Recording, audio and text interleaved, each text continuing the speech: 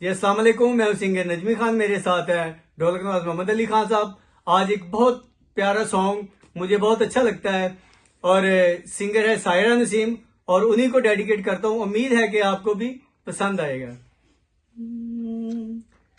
जा उड़ जा ले जा चिट्ठी मेरे ढोले दी वे कबूतरा।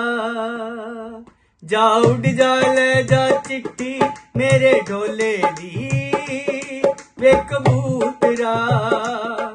अख यार सजन नूं कली मर जावांगी जिथे तू वसना है ले जा उथे नाल नाल नाल। जा उड़ जा ले जा चिट्ठी मेरे ढोले दी वे कबूतरा वे कबूतरा।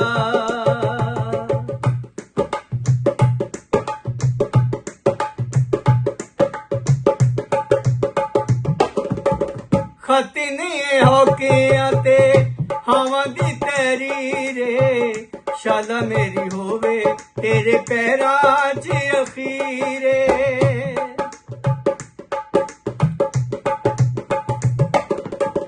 खत नहीं होके आते हवा दी तेरी रे शाला मेरी होवे तेरे पैरां च अखीरे। अपनी अक्खां विच हंजू मेरे ले जा सजना दे दिल दे बनेरे उत्ते बह जा। सो रब दी तेनू ओनू लैके आवी ओ वेख लिया के मेरे खुले वाल वाल वाल। जा उड़ जा ले जा चिट्ठी मेरे ढोले दी वे कबूतरा वे कबूतरा।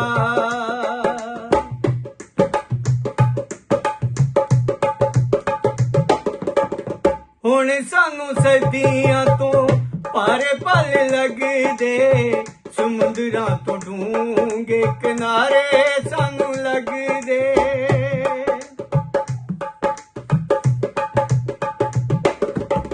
हुण सानू सर्दियां तो पारे पल लगदे समुंदरां तो डूंगे किनारे सानू लगदे।